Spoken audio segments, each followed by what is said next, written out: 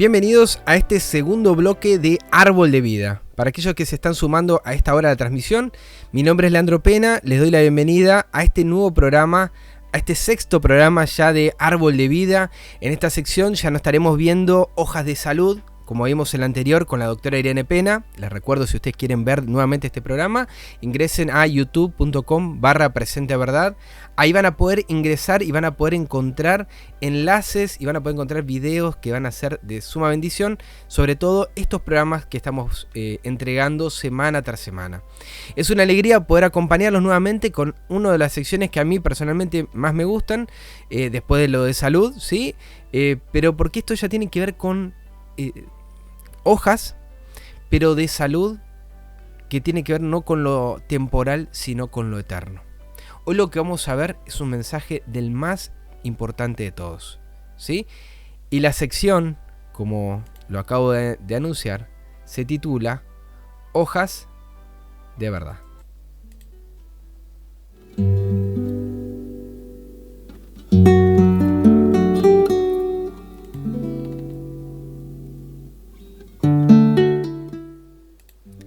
Y en esta oportunidad el tema de esta transmisión se titula El plan de salvación. Ya vimos la semana pasada el origen del mal y el dolor. En esta ocasión vamos a estar viendo un tema del todo especial, ¿sí? Si uno no conoce cuál es el plan que Dios tiene para librarnos de todo este problema que vimos la semana pasada, uno se habrá quedado solamente con la enfermedad. En esta oportunidad estaremos viendo el remedio, la solución que Dios tiene para nuestra vida. Como siempre, vamos a introducirnos con algunos pasajes que nos hagan pensar sobre este tema. ¿Recuerdan la semana pasada qué es lo que habíamos visto? Que al violar la ley, ¿recuerdan a qué nos hacíamos acreedores nosotros como pecadores? Dice Primera de Juan, capítulo 3, verso 4, Primera de Juan, capítulo 3, verso 4, cualquiera que comete pecado traspasa también la ley, pues el pecado es transgresión de la ley. Entonces, ¿a qué nos hacemos acreedor? Nos hacemos acreedor a la transgresión de la ley, ¿sí? Nos hacemos acreedores del pecado. Este es un gran problema. Somos acreedores del pecado. ¿Y qué pasa cuando tenemos pecado?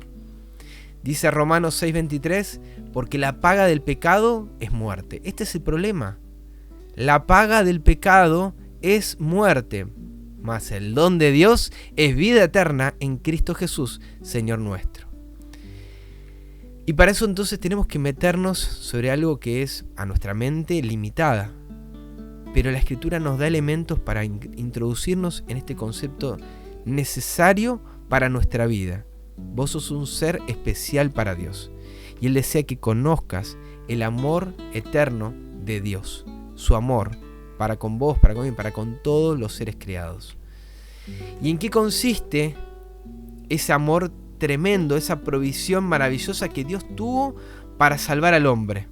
Este pasaje es de los más conocidos en el mundo cristiano, pero tal vez de los más mal interpretados. Más allá que hoy no lo voy a explicar, este pasaje es la esencia, la vida, el corazón de todo el Evangelio. Juan 3:16 nos dice, porque de tal manera amó Dios al mundo, que ha dado a su Hijo unigénito, para que todo aquel que en Él cree no se pierda, mas tenga vida eterna. ¿Cuál es la maravillosa provisión de Dios para salvar al hombre? Que dio a su Hijo unigénito, dio al Hijo de sus entrañas, de su seno. Un Dios, un Padre que dio un Hijo. ¿Y cuán grande es ese amor de Dios? Efesios 3, 17 al 19 nos dice, y es un deseo de Pablo, que habite Cristo por la fe en vuestros corazones, para que arraigados y fundados en amor, podamos comprender, si Cristo mora en nuestro corazón, con todos los santos, cuál sea la anchura, la longitud, la profundidad y la altura, y de conocer el amor de Cristo, que excede a todo conocimiento, para que seáis llenos de toda la plenitud de Dios. ¿Cuán grande es el amor de Dios? Excede, es inmenso. Solamente si Cristo vive en nosotros vamos a poder conocer algunas medidas, pero es inmenso ese amor. En Cristo están las medidas, en Cristo están las bases. para que podamos ser llenos de toda la plenitud de Dios. ¿Y desde cuándo existe este plan de salvación revelado en el Evangelio? Otra pregunta, ¿cuándo se manifestó este plan? Y la última pregunta, ¿para qué se manifestó este plan? Estas tres preguntas se contestan en Romanos 16, 25 al 27. Romanos 16, 25 al 27.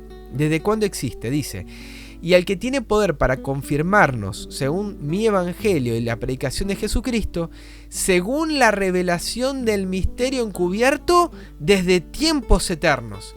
¿Desde cuándo existe este plan? El tiempo de del inicio de este plan no puede ser regido por la forma en que nosotros cronometramos el tiempo, en esta forma que nosotros tenemos de medir los acontecimientos, ¿sí? A través de fechas, de tiempo, de años. Es en tiempos eternos, ¿sí? En la eternidad fue que se gestó este plan, pero ahora es hecho manifiesto. ¿Cuándo se manifestó? Se manifestó ahora, y por las escrituras de los profetas se manifestó, según el mandamiento eterno, dado a conocer a todas las naciones. ¿Para qué se dio a conocer este plan? Para obediencia de la fe. No fue para que nosotros digamos, listo, ya está el plan de salvación, me quedo de manos cruzadas, sino es revelado para que obedezcamos. Hay algo que también debemos conocer cuando estudiamos este tema y que tiene que ver con quién es nuestro Salvador. Y debemos conocer mejor de Cristo.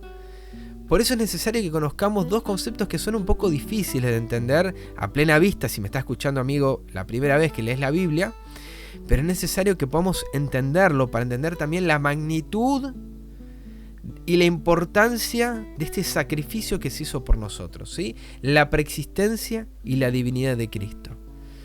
¿Desde cuándo existe Cristo? ¿Y qué tuvo que hacer para asumir la naturaleza humana? Vamos con la primera. ¿Desde cuándo existe Cristo? En Miqueas capítulo 5, verso 2, Miqueas 5:2, dice: pero tú, Belén Efrata, aunque eres pequeña entre los millares de Judá, de ti me saldrá el que será Señor en Israel. Estamos todos de acuerdo que este es Jesús, ¿verdad? Y nos dice que, y sus salidas, también traducido como orígenes, ¿sí? Y sus orígenes han sido desde el principio, desde la eternidad, u otras versiones dicen desde los días de la eternidad. ¿Cuándo existe Cristo? Sus salidas, sus orígenes son desde el principio, ¿sí? ¿Desde qué principio? Desde los días de la eternidad, desde esos tiempos donde no se podía cronometrar el tiempo. También dice Proverbios 8, 22 al 24: Jehová me poseía en el principio de su camino, ya de antiguo, antes de sus obras. ¿Sí? Acá vamos nuevamente al mismo concepto. Jesús existía antes de toda obra creada. Jesús no es creado, Jesús no es creación. Jesús estaba con Cristo, Jesús era creador. Jesús estaba con el Padre, Jesús era creador. Desde la eternidad tuve el principado. Desde el principio, y escuchen bien, antes de la tierra. El principio al que se refiere aquí tiene que ver a un momento antes de la creación, ¿sí? ¿Recuerdan? Sus orígenes son desde el principio, ¿sí? Desde este principio. Y desde el mismo momento que Él aparece, tiene el principado. Desde la eternidad tuve el principado. Desde ese tiempo tan remoto, Él tiene el principado. No lo obtiene después, como creado, sino como un ser que estuvo desde antes de que la tierra fuera creada. Pero nos agrega un dato el verso 24. Dice: antes de los abismos fui engendrado, antes de que fuesen las fuentes de las muchas aguas. Si bien acá está hablando de la sabiduría, ustedes tienen que leer, y los invito a leer, 1 Corintios capítulo 1, verso 24. Y la sabiduría dice: mas Cristo fue hecho por judíos y para gentiles, para griegos, poder de Dios y sabiduría de Dios. Cristo es la sabiduría. Y nos relata el sabio Salomón que esta sabiduría fue engendrada. Antes de la creación fue engendrada, ¿sí? Tuvo un momento de existencia. ¿Y qué tuvo que hacer? Bueno, vamos de vuelta. ¿Qué pasó en Juan 1, 1 al 4. Vamos a leer este pasaje. Dice: y en el principio era el Verbo, y el Verbo era con Dios, y el Verbo era Dios. Este era en el principio con Dios. Todas las cosas por Él fueron hechas, y sin Él nada de lo que ha sido hecho fue hecho. En Él estaba la vida, y la vida era la luz de los hombres. ¿Qué hay para destacar en estos pasajes?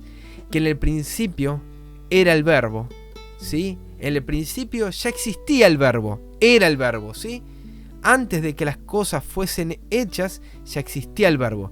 Y el Verbo era con Dios, o sea, era con el Padre, y el Verbo era Dios. Quiere decir, el Verbo era divino, tenía la misma naturaleza que su papá. También nos dice en Juan 1:14, y esto tiene que ver con la segunda pregunta, ¿qué tuvo que hacer Jesús para asumir la naturaleza humana? Nos dice Juan 1:14 que el Verbo fue hecho carne y habitó entre nosotros, y vimos su gloria, gloria como del unigénito del Padre, lleno de gracia y de verdad. El Verbo fue hecho carne, ¿sí? ¿Qué tuvo que hacer? Asumir otra naturaleza, habitar, tabernaculizarse, la palabra original, tabernaculizarse entre nosotros, tomar un cuerpo. Pero en ese cuerpo vimos su gloria, gloria como del unigénito del Padre. No perdió la gloria, la majestad del Hijo de Dios. ¿Qué dice la Biblia acerca de la divinidad de Jesús? En Romanos 9:5 nos dice: de quien son los padres y de los cuales vino Cristo según la carne, el cual es Dios sobre todas las cosas, bendito por siempre. Amén. Prestemos atención, Cristo es Dios ¿sobre qué? Sobre todas las cosas. ¿Pero es sobre todo? Bueno, quédense esa pregunta en la mente. También nos dice Isaías 9:6, respecto a este niño que nos es nacido, hablando acerca de Jesús, refiere como admirable, consejero, Dios fuerte, Padre eterno, príncipe de paz. Hablando acerca de Cristo como Dios fuerte. En Jeremías 23:5 y 6 nos dice que Jehová, vienen días, dice Jehová, en los cuales levantaré a David un renuevo justo, y un rey reinará y prosperará y hará juicio y justicia en la tierra. En estos días será salvo Judá, e Israel habitará seguro, y este es su nombre por el cual será llamado Jehová, justicia nuestra. Así será llamado este renuevo justo. Tendrá el mismo nombre que su padre, tendrá el mismo carácter, la misma naturaleza divina que su papá. Jehová, justicia nuestra. También nos dice en Colosenses 1:15 que Jesús es la imagen del Dios invisible. Es la reproducción exacta de lo que es Dios.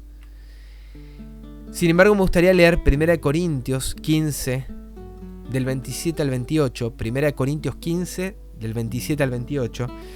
Nos dice, es medio trabalengua, pero por favor sigan el pensamiento. Porque todas las cosas sujetó debajo de sus pies. Pero cuando dice todas las cosas son sujetas a él, claramente se exceptúa a aquel que sujetó a él todas las cosas.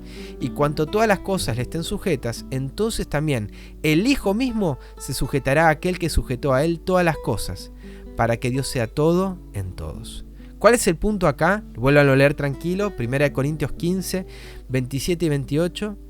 Que Dios le sujetó todas las cosas al Hijo, le dio todas las cosas bajo sus pies, exceptuando a aquel que sujetó a Jesús todas las cosas. O sea, Cristo es Dios sobre todas las cosas, menos es Dios sobre su Padre. ¿Sí? Esto lo vemos también en 1 Corintios capítulo 11, verso 3, donde nos dice que Dios es la cabeza de Cristo. Y también hay expresiones, por ejemplo en Juan 20:17, donde presenta que Jesús tiene un Dios y tiene un Padre. Pero vayamos ahora al punto de este tema, el plan de salvación. ¿Cuál fue la gran misión de Jesús?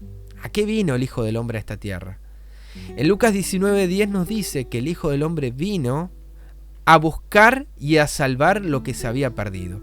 Para eso vino el Hijo del Hombre. No vino para buscar a los justos y a los buenos, sino a salvar lo que se había perdido. Algunos se acercan a Cristo recién cuando están bien, o cuando ellos creen que están bien. Pero Jesús te pide que vayas tal cual estás, porque Él vino a buscar y a salvar lo que se había perdido.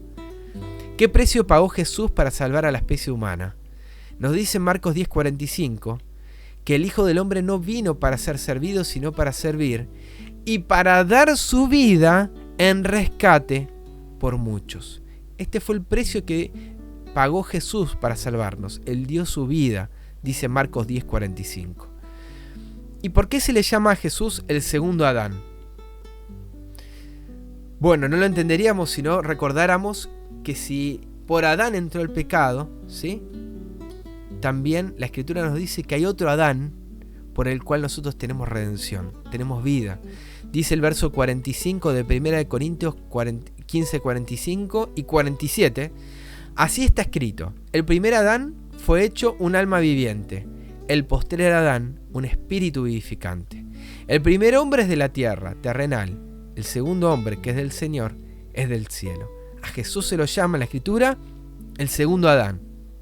Porque nosotros, así como aceptamos por la herencia y por la carne la herencia de Adán, podemos aceptar ahora la herencia de otro Adán, de un espíritu que nos da vida, que es vivificante. Jesús es el único Salvador, es el único mediador que tenemos. ¿Por qué razones Jesús es el único Salvador del hombre? Dice Hechos 4:12, que no hay otro nombre, ni ningún otro hay salvación, porque no hay otro nombre bajo el cielo dado a los hombres en que debamos ser salvos. No hay otro nombre. Jesús es el único en el que podemos encontrar salvación. También nos dice Hechos 2:14 al 18, que así como nosotros, ¿sí?, por cuanto los hijos participaron de carne y sangre, Él también participó de lo mismo. Por eso es nuestro único Salvador. Él tomó la naturaleza de la simiente de Adán, no de los ángeles. Él vino para encontrarnos en la misma condición y las mismas desventajas que teníamos nosotros, para vencer en esta naturaleza y nosotros encontrar en eso una esperanza de vida.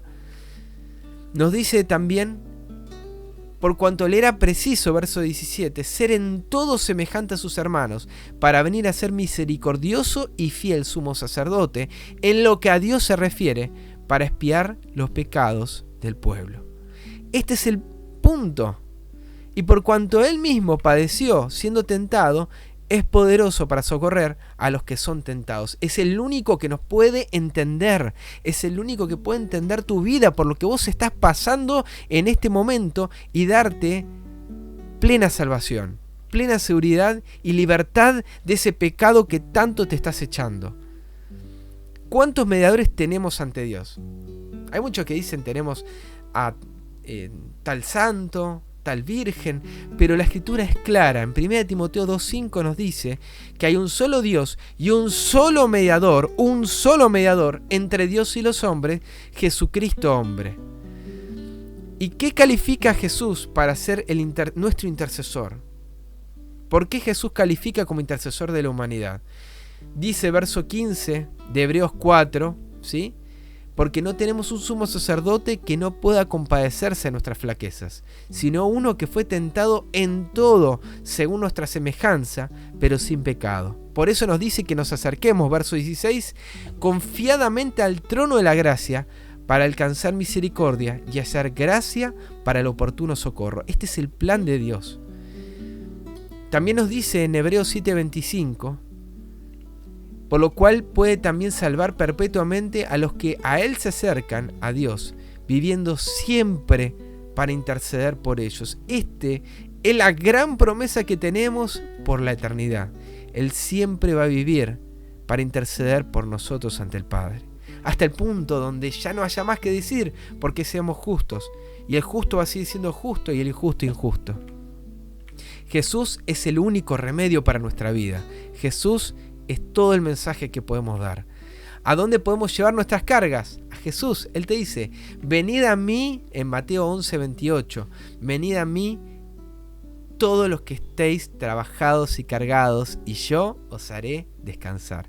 Llevad mi yugo sobre vosotros y aprended de mí, que soy manso y humilde de corazón, y hallaréis descanso para vuestras almas, porque mi yugo es fácil y ligera es mi carga.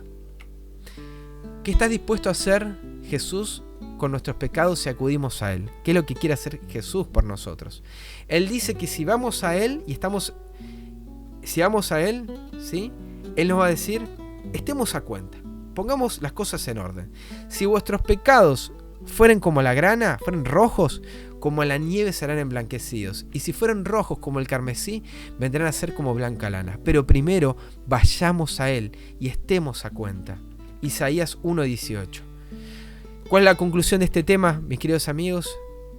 Jesús desea morar en tu vida para darte un remedio para este problema por el que estás pasando. Él dice: he aquí, yo estoy a la puerta y llamo. Si alguno oye mi voz y abre la puerta, entraré a Él y cenaré con Él y Él conmigo. ¿Es esta la decisión que vas a tomar vos en esta hora? ¿Será esta tu decisión, querido hermano, querida hermana, me está escuchando, mi amiga, mi amigo? Él está golpeando hoy la puerta de tu corazón. ¿Cuál va a ser tu respuesta? Que Dios te bendiga. Nos vemos en el próximo bloque con más de este mensaje impresionante, pero ahora sí, titulado Hojas de Paz. Que Dios te bendiga.